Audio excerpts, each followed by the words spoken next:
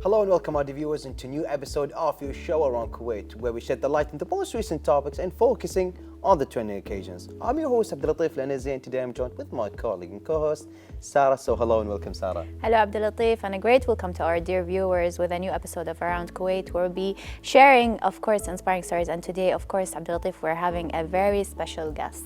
We have a distinguished guest, and they will be with us for today's episode. But we will start the interview exactly after this report, so stay tuned, our viewers.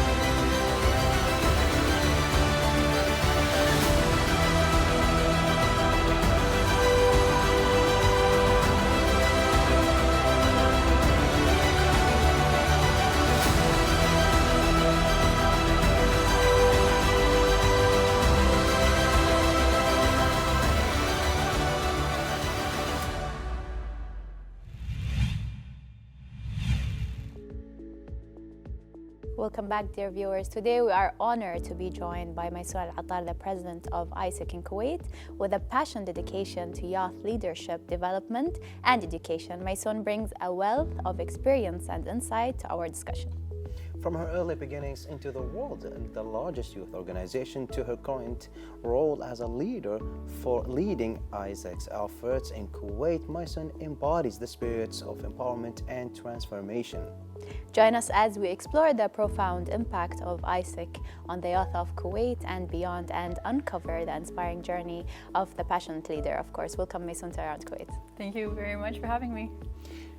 We're actually so glad to have you, knowing more about this organization, which is clearly an amazing one, having this reputation all around it and all about it. I think it's really an amazing. And what's more actually remarkable than that is actually to have you as a leader for AIESEC here, and so you can tell us and you can share with us the stories behind this amazing organization. So can you tell us, our viewers, in general, what is exactly AIESEC?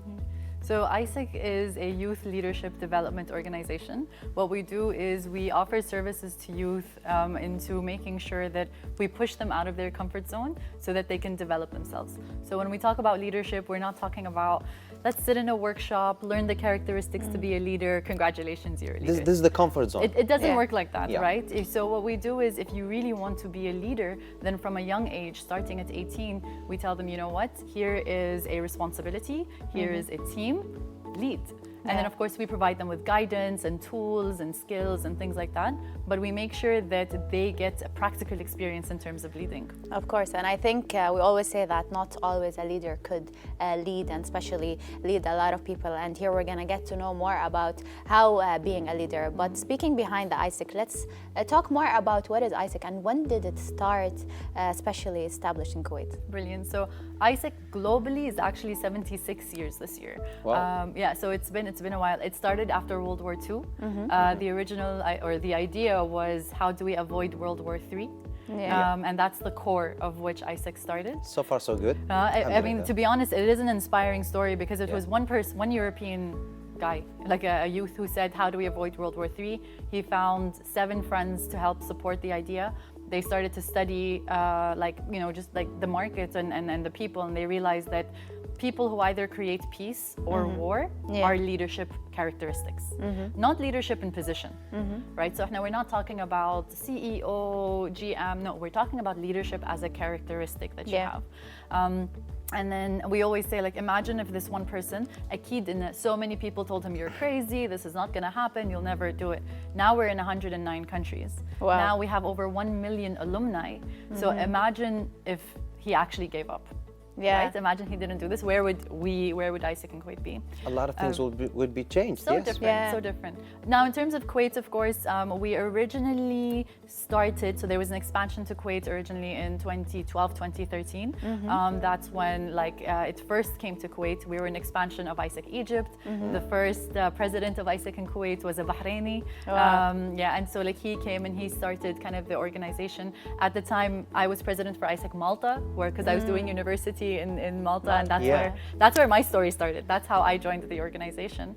And then, but of course, because of COVID, anything stopped. Unfortunately. Especially because our main product is sending people abroad to travel. Yeah, and I think I'm sure you had a lot of challenges while getting these kind of organizations, and at the beginning especially. And what kind of challenges did you face? Oh, everything. I mean, so much, because even still, people have a difficulty understanding the structure. Like, okay, your leadership, your youth, but we don't understand what you do. Being a non-profit, being an NGO, finding out what are the legalities for us was a big issue as well. Thinking, how do we bring something international to Kuwait, but it's not a franchise. So and then also a lot of people would say this would never work in Kuwait. A lot of people used to come and say, you want Kuwaitis to work? They're lazy. They're 1, 2, 3, 4. We work. Of course, and the thing is, honestly, we have living proof now that we have some of the most ambitious, energetic youth I've ever seen, and I've been to lots of places. These were some of the difficulties, but slowly we're proving people wrong, and we're proving the people who believe in us right. Alhamdulillah. And I think it's really amazing to have this. So your story started in Malta, right? Yes. And I think it's got to be really amazing. And then you're here as the president of ISEC in Kuwait. So can you tell us what exactly is your responsibilities? Okay, so right now is Kuwait, because in COVID we stopped all operations. So my role really started last year to how do we bring back ISEC in Kuwait, how do we revive the operations. The position I'm in as a national president of ISEC in Kuwait is very, very similar to a CEO role or a country manager role of a company. And as we are witnessing here on the screen, we actually seeing these are one of your missions, right? Yeah, sorry? These are one of the missions that you have actually, and you sent to abroad to another countries, and I think this is also for you, right? Yeah, this was so. Like I said, one of the main things we do is that we send people to volunteer abroad or to do internships abroad. But because we're new in Kuwait, we're starting one product at a time or one service at a time. Sure. So right now we're really, we have, like I said, 109 countries. You have so many options to go volunteer abroad. I went in 2017 and I went to Mozambique. I was teaching English to kids, and I was there for 2 months. Wow. I went alone from Kuwait, but the minute I arrived there was like 14 people at the airport waiting for me. And that's the beauty of what we do in ISEC. It's to push you out of your comfort zone. We don't do 5 days volunteering. Minimum is 6 weeks. Wow. Right? Minimum. Yeah. Minimum is 6 weeks. So the reason is actually to push them out of the person's comfort zone. 100%. So you can let's say empower their skills, and you can build up the leadership responsibilities, 100%. right? But also you help them. I mean, you don't like to give them on a mission and out of without any help or limited types of help, but you help them also, and you try to give them the basics of leadership, right? We provide the support system, right? So at the end of the day, this person is going more or less alone, meaning that he's outside of his comfort zone, but he's not alone, right? Because ISEC of the host entity. So when I went to Mozambique, we sent Kuwaitis to Russia, Guatemala, China, like so many different places around the world. The idea is that they go there and yes, they're doing something good. So yes, they're volunteering, they are creating social impact, but our focus is this person who is traveling. Yeah. Right? Yeah. How are they developing themselves? Yes. So this is really what we're doing. So yes, we provide support even in terms of visa, even in terms of we do a preparation seminar to prepare them mentally for a culture shock and all of these things. But what's beautiful, culture shock is a big one, really important, especially when you're going to very, very different places. Sometimes even going to a close place. Like some people say, okay, مثلا Bahrain or like Jordan or whatnot. We say no, like this experience is still going to be very different. And especially I think when a lot of people are more into, they're not responsible to take care of themselves or to be leading by their own. And I think when we're especially like, let's say when you're traveling alone, you would experience different things. What if you have been to on abroad to different countries, and especially when you're having different experience and you're volunteering in order to work or in order to do something for you and for your future, of course. And I think with that, having the people on board, they would be able to learn more while they're in the same area or the same comfort zone, of course. Especially I think because like in Kuwait, we're very like careful, we pamper them. We have our small comfort zone, exactly. And we always we're able to lead on anyone, even if we couldn't do that thing. There's somebody else to lead on that would help us. And I think when we're being abroad and having different experience, we are able to learn more, of course. And as you have been in this organization, I'm sure you have different kind of responsibilities. And during these years, what are your responsibilities in ISEC? Now? Yes. So right now I lead ISEC in Kuwait on a national level. So I'm making sure, if you think of a startup, imagine you're going to start your own company, right?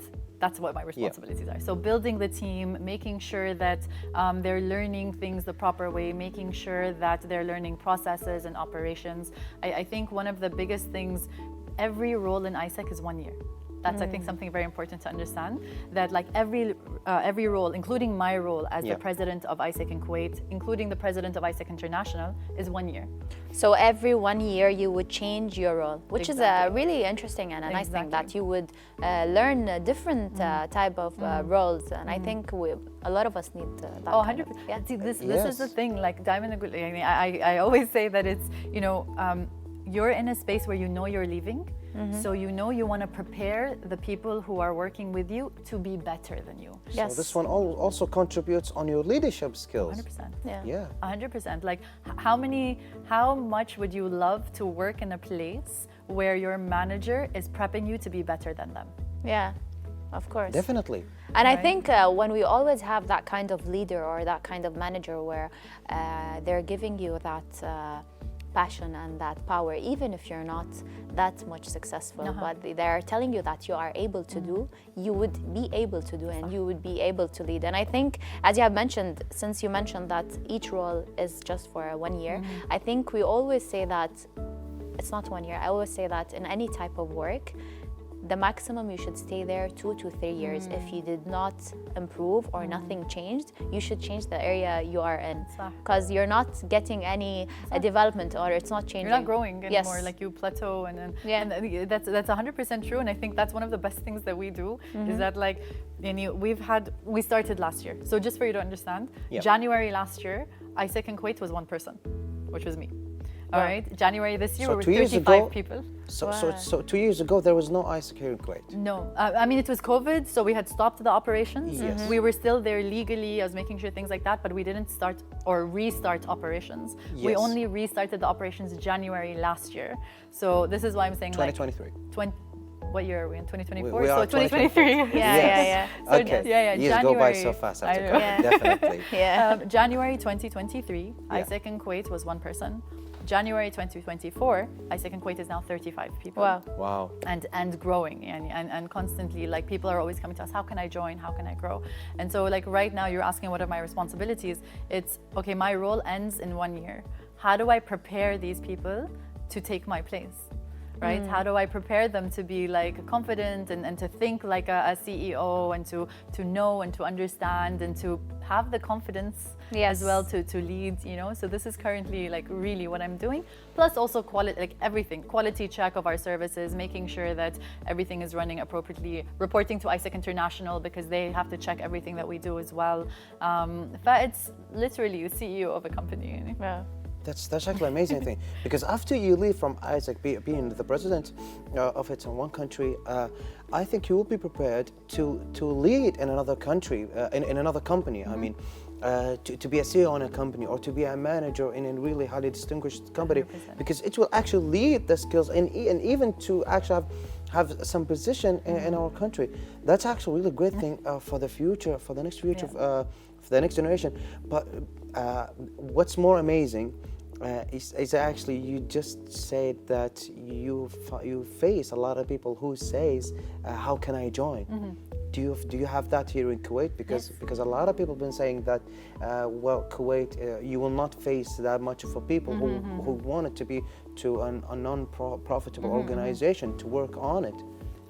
So what we do is we run a recruitment program, recruitment timeline. So Yeah. we say that, for example, every, let's say, twice a year or 3 times a year, we open for recruitment. Which means that we're bringing in new members. Now, also just to kind of like understand how does our structure work, what we're saying is that as an 18-year-old with 0 experience, right, you're coming into an organization and you're going to be given a responsibility as if you were working in a company. Right, but it's like a simulation. It's like a real, like an internship. But we know that a lot of times when interns go for companies, they either just sit down and wait for the hours to go by, True. Or they Yes. do filing. That's you know? true. Yeah. We need to fix that actually. Yeah, And this that's is what we do. I think a lot of us Yeah. have this Yes. issue because, especially when we're having any kind of internship, we must have an internship, especially when you're studying in the university and you just want to graduate. You would take any internship. And plus, unfortunately, a lot of us take any kind of internship in companies that people we might know and able to pass the internship got it. itself. Exactly. Got it. Okay. Yeah. So, you told us about the impact that should be done to the youth, where they can come from 18 years old to 30 years old, and they have zero experience of leadership or zero experience of having responsibilities of others. So, can you share with us some of the examples of the impact that Isaac had on youth? I mean, other than me, I think that the nicest thing to talk about is since I said January last year, it was one person, right? Yeah. And then in July, we recruited 16 because like we had to start small and grow slowly. By September, half of them applied for team leader positions. Right, so it was so beautiful to see people who come in with 0 experience or very little experience or very little. Some of them very little confidence. Like when I first joined ISEC, I never saw myself as a leader, ever. Like that was not my vision for myself. It was an issue with the confidence, let's say. Yeah, I mean confidence. Not really interested, to be honest. Being young and having that I didn't problem, see that kind of thing. But even like seeing the members now. So we just finished a big event which was playing earlier to just now when you guys were showing it. This event was a 2-day event, and it's organized 100% by these 18 to 25-year-olds, right? Like you can imagine having the responsibility. So one of them is responsible, or a team of them is responsible for contacting companies. Our team of them is responsible for making sure of how are we going to market the event.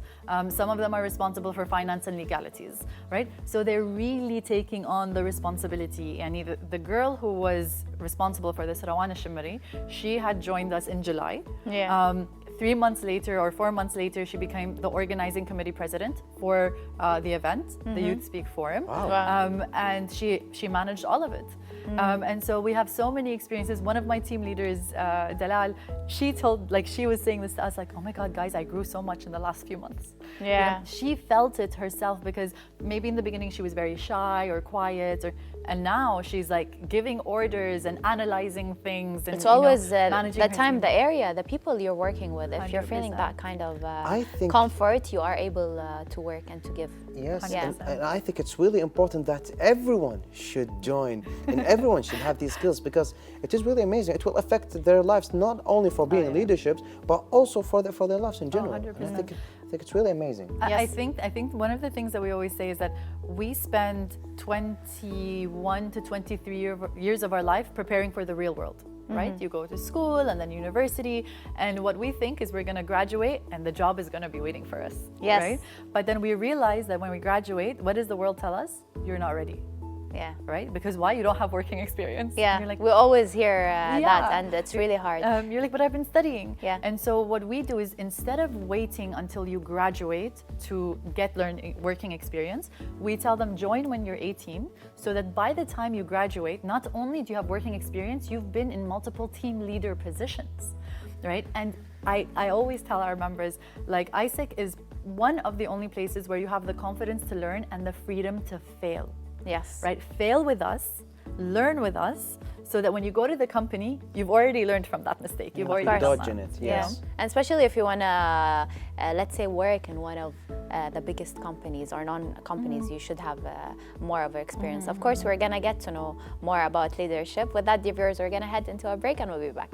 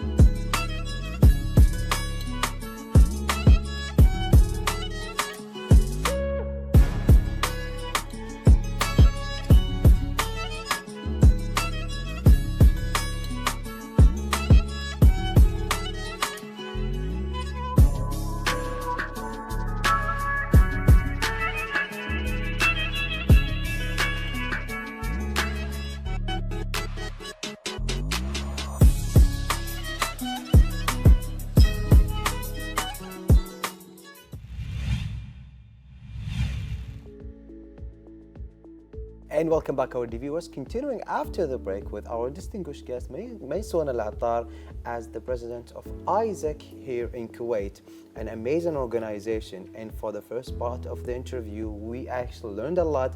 And it is actually really a magical thing to know that an organization non-profitable here in Kuwait training the youth from to have the experience for being leadership in any types of position, knowing the responsibilities and making them face as any types of challenges with this organization. So there is a question that I would love to know actually about. So what about the challenges that you actually have as president on ISEC? Honestly, one of the biggest challenges is parents. Wow. Just For going abroad, right? No, even for here locally. Because, for here? yeah, and I'll tell you why.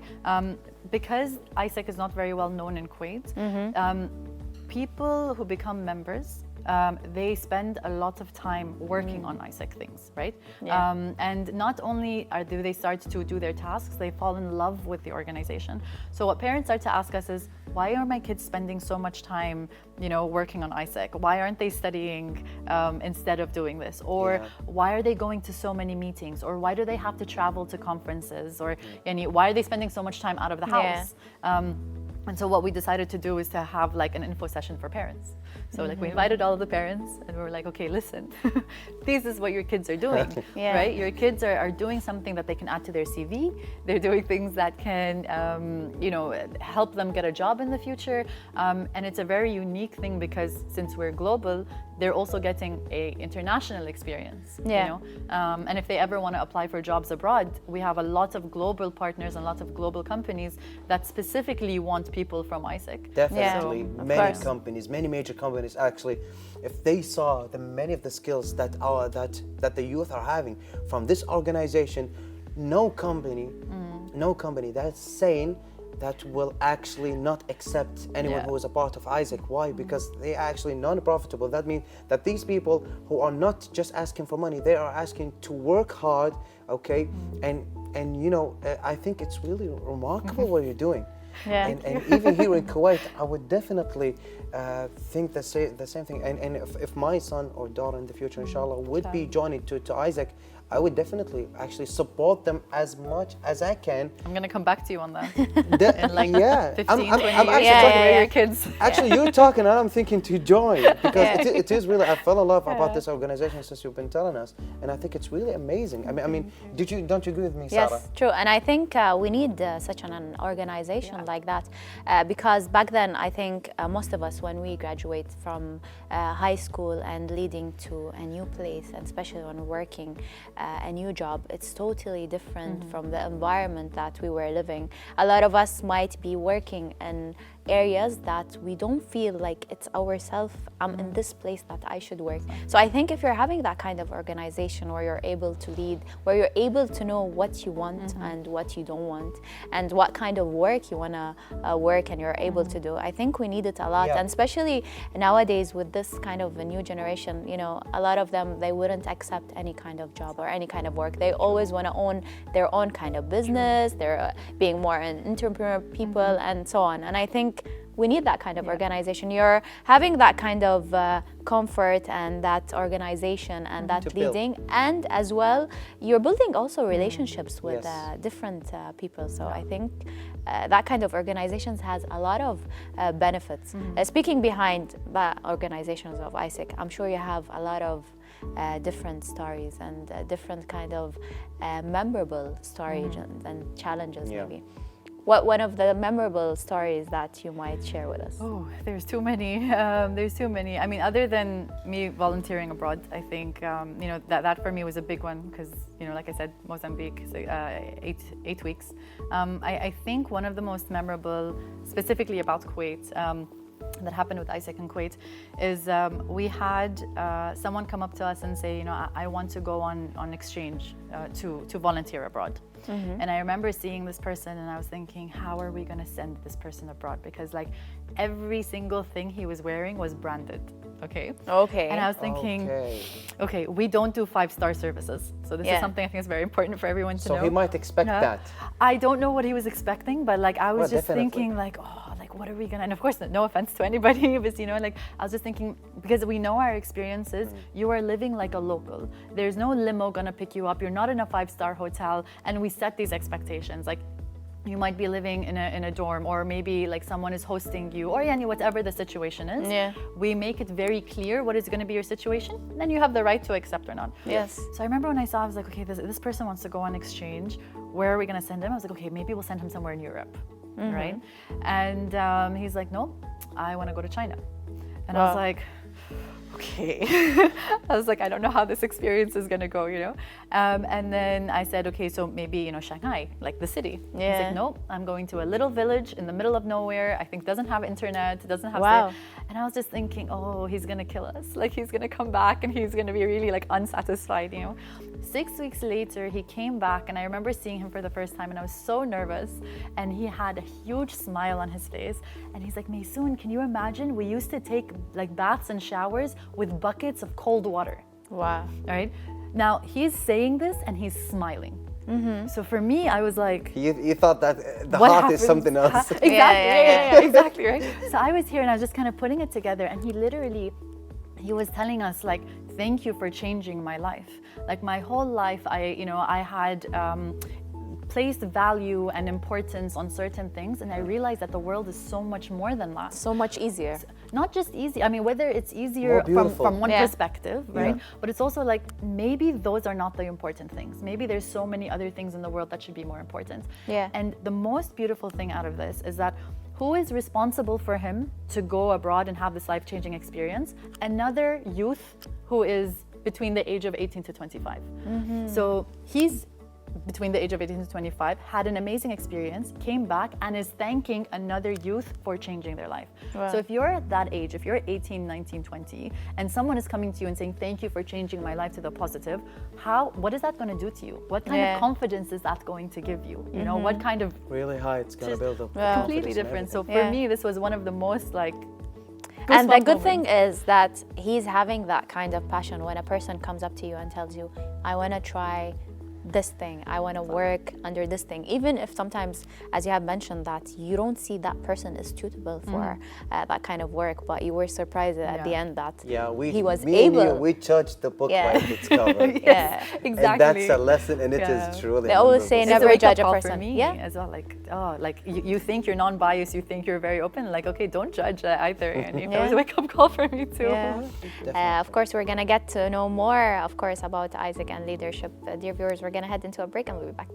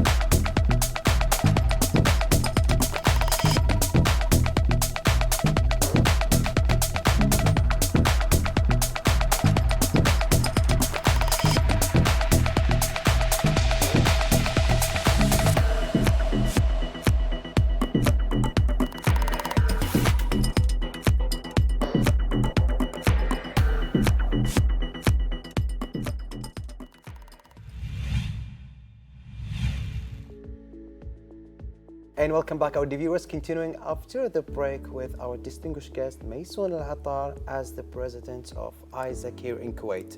Mason, so far we actually understand a lot about ISAC and what does it do exactly. But can you tell us exactly how does the role of the memberships that play within ISAC and how does it benefit the organization's members? Okay, brilliant. So first of all, and just even starting with how to become a member. We were mentioning earlier you have recruitment periods.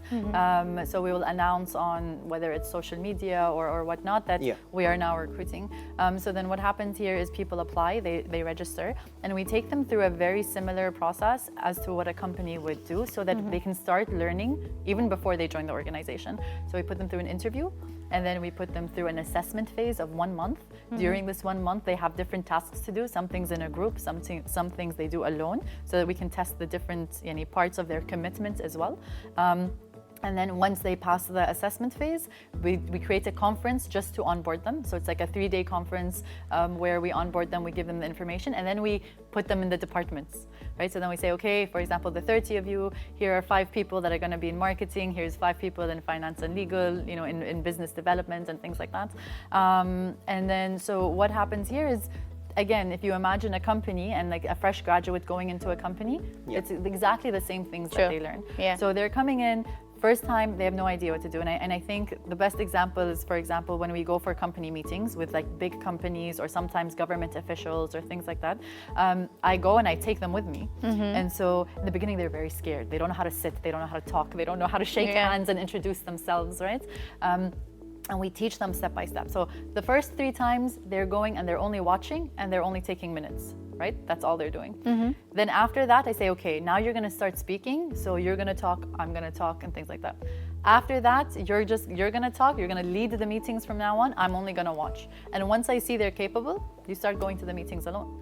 And this is in a span of 3 months, right? And so we've had already members tell us, oh my God, I remember my first meeting, I didn't even know how to talk, and now I'm signing contracts and I'm signing deals and things like that. So these are the things, depending on which department you're in, is where you're going to learn. If you're in the marketing, something you mentioned earlier actually is that we have مثلا engineers or people who are studying medicine who want to do marketing and design, right? Or they want to do something that's completely different. This is the perfect place. So they come in and they say listen, I really like marketing or sales and I want to be in that department. We go, yeah, sure. We don't put you in a department based off of your background. It's really based off of the skills you want to learn.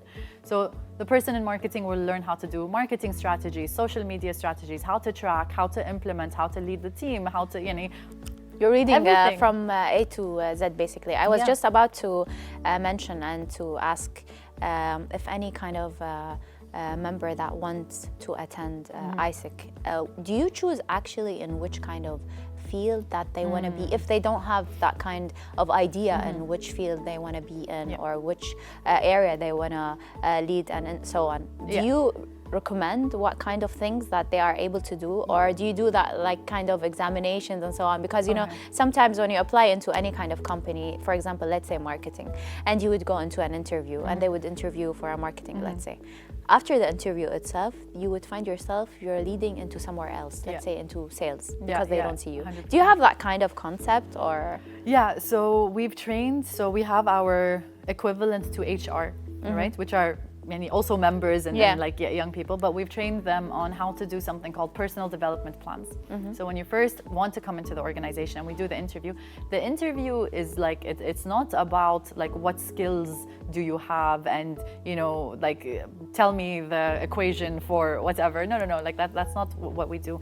When we're doing the interview, all we want to know is, do you have the right mindset and do you have the right commitment?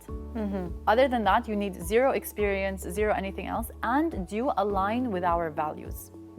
Meaning that you're not going to come in ISAC in Kuwait right now. I think we have over 12, 15 nationalities within the organization only in Kuwait, and about 40 to 50% of that is Kuwaiti of our membership. But then there's really no other criteria as long as you're between 18 to 30 to join. But when you do the interview and then when we do the assessment, right? We said there's a 1-month assessment. Here we start to see the personality. Oh, this person is very outgoing and they you know, they're good at speaking and at sales. Or no, this person actually, surprisingly, they're really good at design, or they're really good at feedback, or this person would be great in HR, you know. So we take our own assessment, but then we also ask them, because we ask them, like, what do you want to develop? Yeah, what right? do you like? Do you want to develop your public speaking? Are you an introvert who wants to become an extrovert, for example, in certain areas? So we find this balance between kind of testing them, watching them, assessing them, asking them what they want, and then finding kind of the sweet spot of where they would go. But then also, like, what we always explain to them is that if you join the marketing team, it doesn't mean you can only be a team leader of marketing and then a vice president of marketing. No. You can join in a marketing member, then you can apply for a team leader of operations, and then you can apply for a vice president of whatever. It's more HR. into open, Is it that anyone, I just want to ask, anyone could join that kind of organizations? Because anyone could join, because at the end it's a volunteer. But do you have like specific things that a person should have or recommended that they are able to join, or you don't look for certain things? So nothing in specific, mainly because, and this is a tricky question, it's because we're also very careful on if someone comes with not the right mindset. Let's say someone comes and they're very racist. Okay. And if we do you want accept that and you change them? So this is the tricky part, right? This is the tricky part of, okay, they're very racist, they don't align with our values, but then this is the person we need to change. Right? Okay. Like, this is the person that we need to work on more than anything else. But how do we make sure that this person doesn't come and, for example, toxicate the rest of our organization? Because we're very much like a family. Yes. Right? And so how do we bring in someone that doesn't break the organization as well? So, like, if we can bring them in and control, and if we see that they have the willingness to grow and to be flexible, then no, everybody between the age of 18 to 30 is welcome. But there's no like real criteria or anything else like that. Interesting. Yeah. So if we're above 30, can we join? We can create a group for you where you can support us. Have our own kind of group. Okay. So there's actually a question came up to my mind, and I would love actually to know more about it, which is which type of activities that you've been doing lately here as Isaac, president here in Kuwait. Brilliant. So other than the membership program where we have people who are joining and things like that, we actually had our first big event in December 9th, 2023. That was the first big external conference we did. It was celebrating 75 years of ISEC globally, and the revival of ISEC in Kuwait, right? So for the first year we were coming back. So we decided to create a conference where the topic was leadership, in celebration of leadership, right? And so that was our first most nervous event. It was a full day, 11 hours conference. Wow. Started at like 9-10 a.m. Ended at like 8:30, I think, p.m. This was another thing where people were like, Maysoon, conference in Kuwait on a weekend, no one's gonna come. We were aiming for 100. We got 147 registrations. We got 119 who attended, so we actually exceeded our goals. And I think the beautiful thing is that when we closed the conference, and the last literally minute, instead of people leaving, people came down. Wow. And they just came and they were hugging us and crying and like, oh my God, this is a perfect way to end the year. And about 50% of my current membership came from this conference. Right?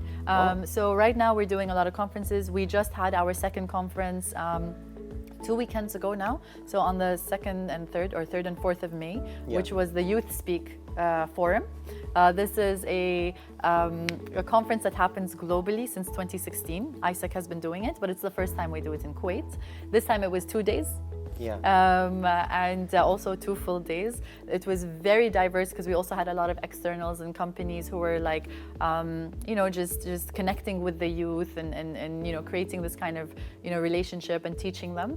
And then we also had within it, we had something called the SDG Innovation Challenge. So the Sustainable Development Goals created by the United Nations.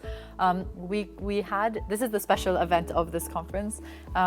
We put them in groups and they had to come up with a solution to either quality education in Kuwait, or decent work and economic growth, or climate action in Kuwait. And they had to come up with a business solution. And then they pitched their ideas, they had 2 days to work on it, to a judging panel.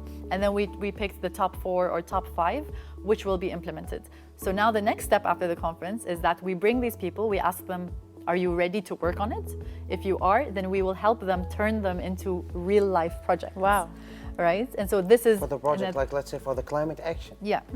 Exactly. Really? So, yes, Wow. because Lini, now after doing 2 events, my team has become very experienced with creating proposals, approaching companies, getting funding, and things like that. So we will coach these people on how to kind of create their proposal, and we also get external trainers who also have experience in entrepreneurship and things like that, and they will then have a chance to take their ideas and turn them into action.